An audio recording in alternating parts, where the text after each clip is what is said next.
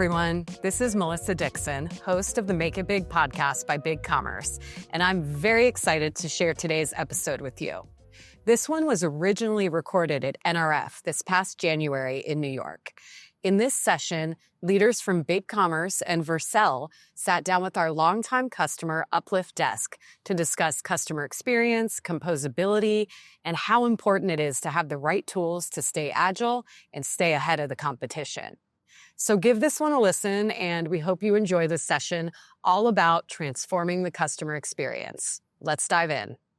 Okay. Hello, everyone. Thank you so much for joining us this afternoon. I'm Fiona Norton, Director of Product Marketing at BigCommerce.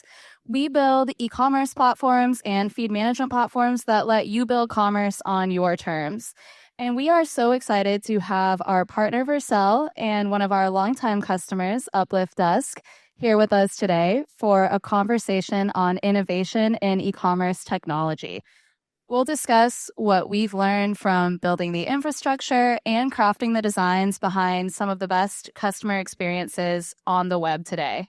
So I'll go ahead and start by letting our panel introduce themselves. Daniel, do you want to kick us off? Sure. Thank you, Fiona. My name's Daniel. I'm the VP of Marketing here at Uplift Desk. Uplift Desk is a sit-stand desk e-commerce company. So we specialize in, again, standing desk, as well as a whole slew of ergonomic office furniture products. Hi, everyone. I'm Al Williams, Vice President and General Manager of B2C Commerce at BigCommerce. And I might be the newest member, one of the newest members to BigCommerce, but I'm not to e-commerce in general.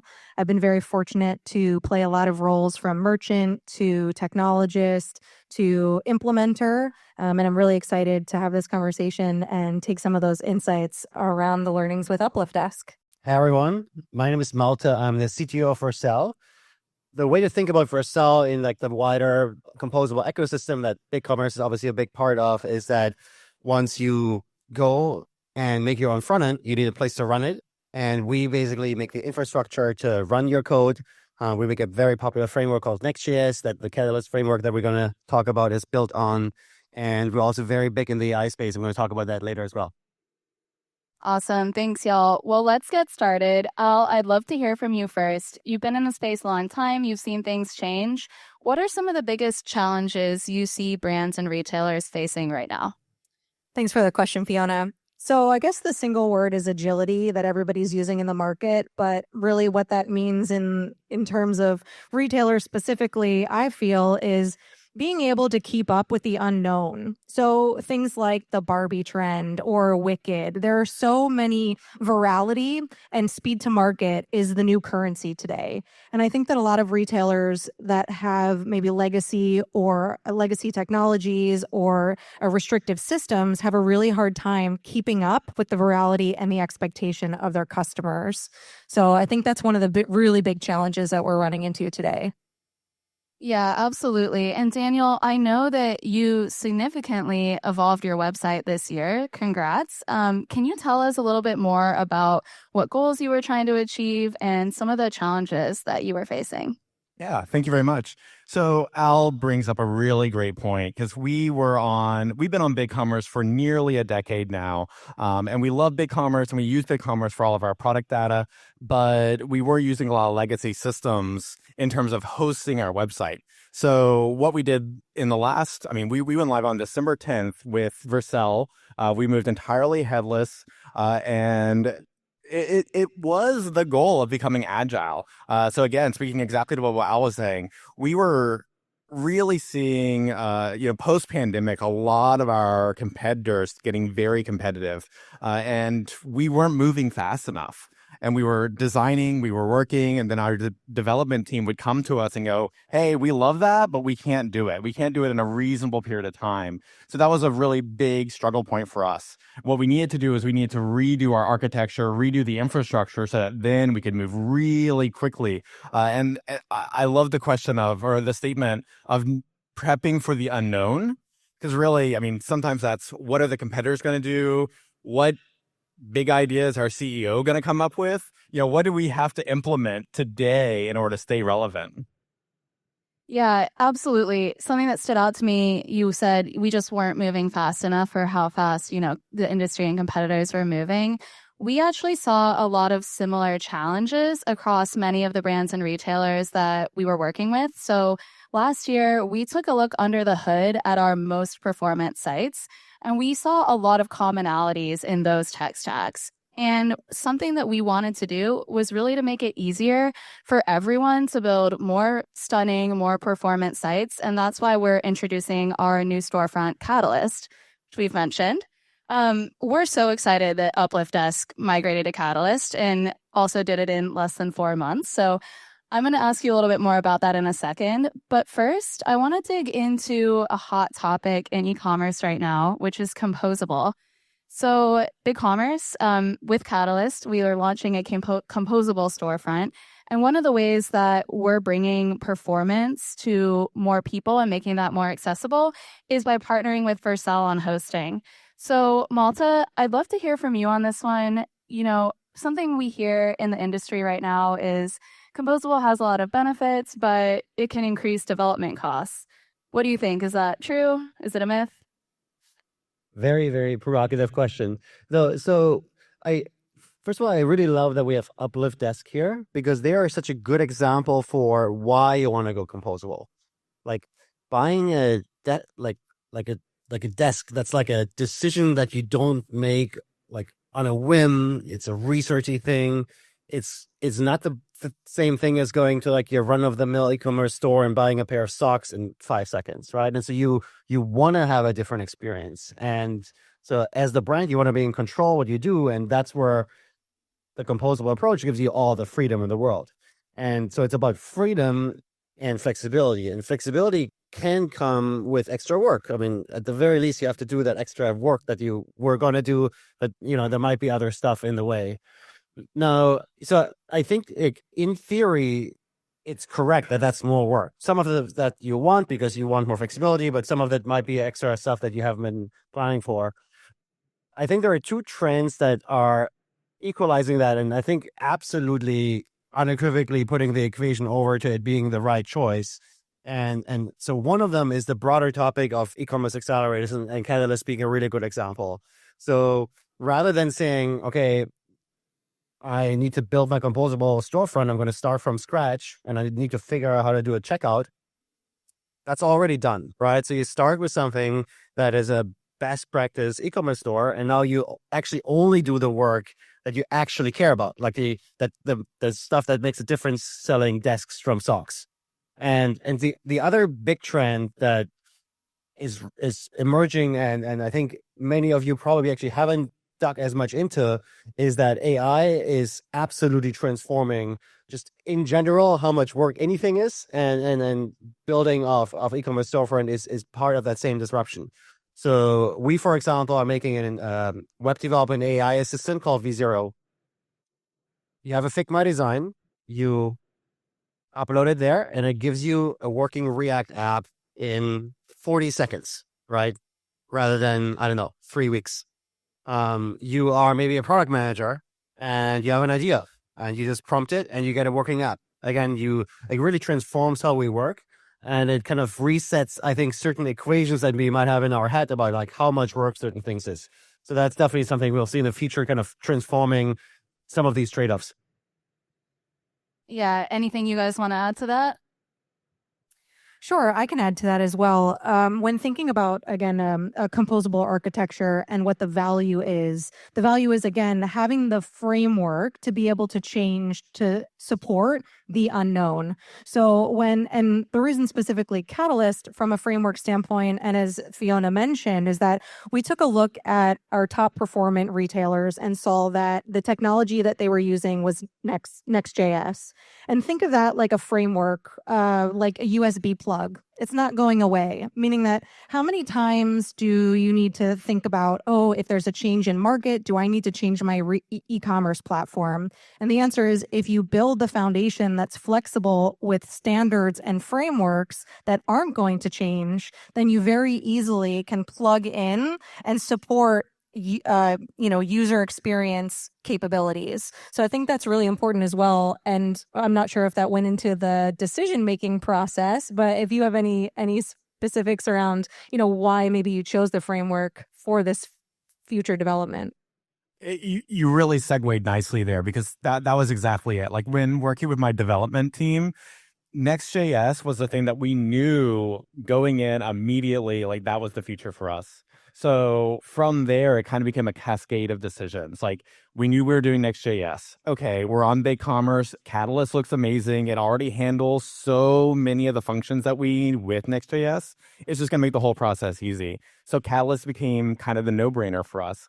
Then it was like, okay, who's going to host us? Well, we kind of knew from the ecosystem Vercel was the top contender. We did a little bit of research, had some conversations, and yep, here we are in Vercel. So it was really a fun trickle effect. But Next.js was the foundation. Yeah, I love that. Daniel, you guys have just grown so much, and I know a lot of businesses in our audience are looking to scale their operations the way that you have at Uplift Us. I'm curious to just hear a bit more about what you were looking for when you switched to Catalyst. You talked about, you knew you were looking at Next.js, but what other goals did you have when you decided to make that move? And what are you seeing now that your new site is live? Yeah, so I think for us, it was kind of a combination of not increasing the dev team too much and not just spending time working around our tech debt. Our developers had an ongoing joke that as soon as we ask for anything, the first 60% of any project is figuring out how to work within our existing system. And then the other 40% is actually getting the work done. So now that we've moved to headless, that's all gone. And it's really funny to me now talking to our dev team who, we've had a huge tone change just within the department, where 6 months ago, everything was complicated. It's going to be hard to get this done, or no, you can't do that. No, you can't do that. And it was simple things. Like, I feel like it was pulling teeth just to get the background color changed in certain areas. And now every conversation I have with the team, they just go, yeah, we can do that. Just tell us what priority it is. And it's taken work that used to be weeks down to just a couple hours. Talking about the composable question, we spent about 10 weeks actually doing the migration to headless. And in that process, the cart page was one of the pages that we had to redesign. And of the whole project, that was almost like the easiest part. Like, we just took the whole thing, we plugged and played, and now it's done, and it's beautiful, and I love it. And I can't believe that, like, I had to do no work on that. Yeah, that's absolutely incredible. One of the things that I love about your story is that both your business and technical teams can just move so much faster now. And I want to stay on the dev experience for a little bit. We've seen a lot of innovation go towards solving web development pain points. And there's no one better to speak to that than you, Malta. So I'd love to hear a little more from you on the challenges that are facing e-commerce developers today. So Next.js is the framework that actually our CEO originally built almost 8 years ago. And it's by far the most popular way of building websites if you're getting started maybe the last 3 years. It's not as big as WordPress, but whole different category. But I think the because it's big, not just in e-commerce, but basically for all use cases, you're in this incredible ecosystem, right? Like, everything you could possibly imagine is already done by someone at high quality in an open source ecosystem in a way that you just do not find if you have a technology that's more kind of constrained in the technology space. I mean, beyond that, like, the challenges that we certainly see, and maybe it's also my personal pet peeve, is that we still see that personalization is a big operational challenge for companies. We see companies kind of do what's easiest, but it's not the right for users. So, for example, client-side A/B testing, where you probably all experience this yourself. You go to a website, you see something, and then suddenly the headline changes and everything kind of jumps around on you, and it's a horrible experience. It's easy for me to say, you shouldn't do that, but you probably do that because your system is not flexible enough to actually do anything else.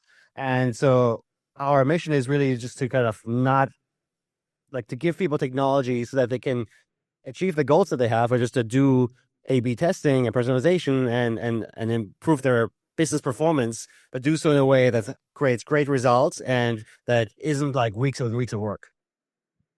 Yeah, that's so true. So, we talked about how your dev process changed, Daniel. I'd love to hear a little bit more about how the process might have changed for your marketing and merchandising teams. Anything to add there?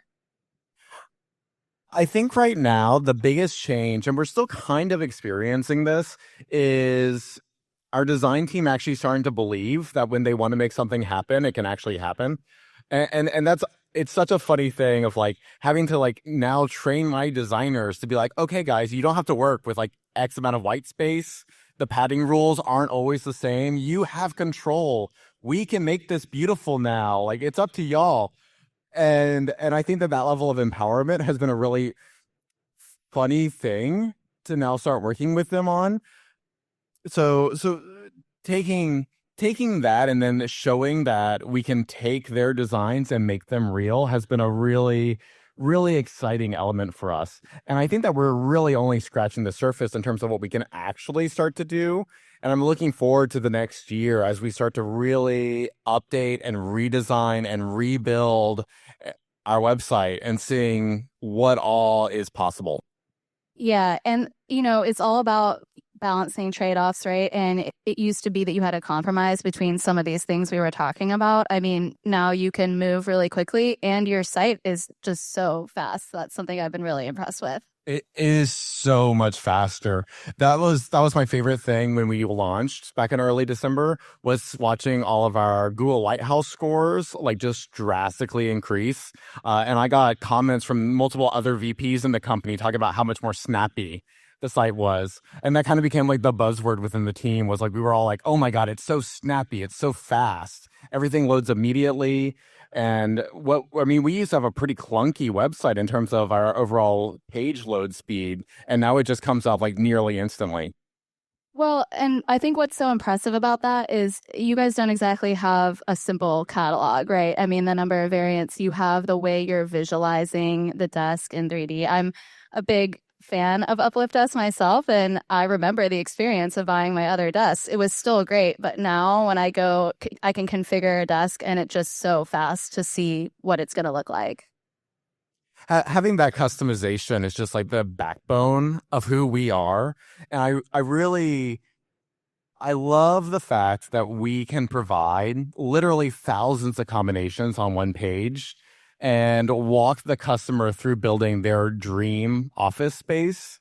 But it's a big tech lift, and it's really hard on our systems and how many files we have, that we're building a full 3D render of their product in real time, with, again, literally thousands of possible combinations, and getting all that to load. And I think now we're averaging under 7 seconds for the full desk configurator to load. And most customers, they see it within 2 seconds, and it's super fast. Yeah, it's been really cool for me to watch that before and after, just as a customer who's really passionate about y'all's products. So congrats on that. Well, let's shift our discussion a bit to look forward to the future. I know a lot of the discussion on the floor at NRF today is kind of predictions and trends. And Al and Malta, I'd love to hear from both of you on this one. What are some of the opportunities you see for Catalyst and Vercel moving into 2025? And what else are you excited about for the year ahead? I can take this one first about, again, talking about the framework and understanding just as Malta was saying, that with AI and the introduction of AI, you can have a new page, a new site built within seconds. And if you can have a new design built within seconds, but you can't serve that to your customer, what good is the AI for you?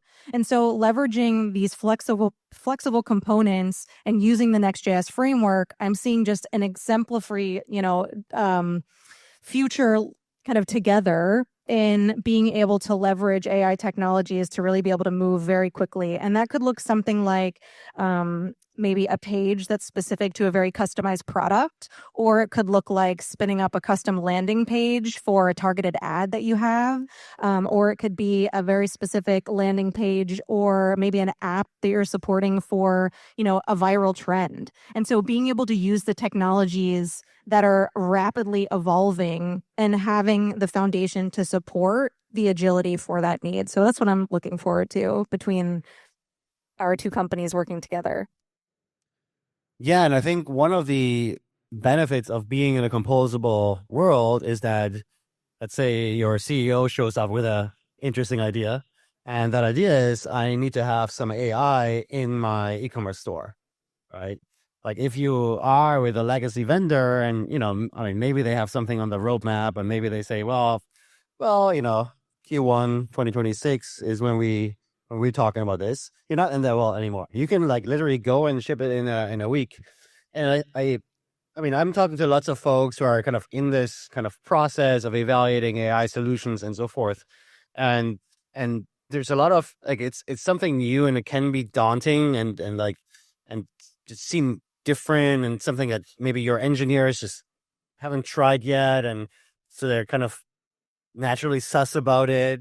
But like our experience certainly has been that is these, just like maybe some of y'all have used ChatGPT and were impressed, that's also how easy it is to program against it. And so my favorite kind of must ship e-commerce example is that you have a summary of your customer reviews. You go to the page, product detail page, there's 200 reviews, and you turn that into like a 5-sentence summary of the most like salient points. That is a feature on a composable front end that your dev team can ship in one day. It's just not very difficult, and there's high user value, and there's many opportunities like that. And so there's this reinforcing thing where like there is this new world. It's really impactful. It's not that difficult, and with something like Catalyst, you are in the position to actually ship it yourself. And there's this other side of AI. We're building this web development assistant, v0.dev, where you can just improve your own development cycles by an order of magnitude. This is actually something, I can just encourage people to just try out. If you're in the United States, you get no login, 5 free prompts. So it really shouldn't be stopping you to just try it out, build a website on your phone right now. So it really is very accessible. You don't have to be in any way technical, and you can just get something going in seconds. Yeah, having been to NRF for several years now, I think what's so exciting about 2025 is just seeing trends and predictions people have been talking about actually coming true and coming to fruition, and being able to not just see, what this is possible demo, but actually try it and create something in minutes. It's really exciting. So, Daniel, I'd love to hear a little bit more from you about your future plans. How do you plan to capitalize on this increased agility in 2025? So Uplift Us has a lot of plans as we kind of look towards 2025. And, for me, it's just trying to figure out, okay, how do we get them all done, right? Because on one hand, we're looking at expanding into Europe this year. On another hand, we have a whole lot of big like B2B initiatives that we're trying to knock out. A lot of companies don't realize that we do full space planning and installation and assembly services. So we can do a full office suite and setup. Now, how do we take all that information and then like put it on our website in a way that really helps our consumers through that journey? And also provides them with, the ability to check out as they need to, or get the specific pricing that they want, or help those purchasers through that journey.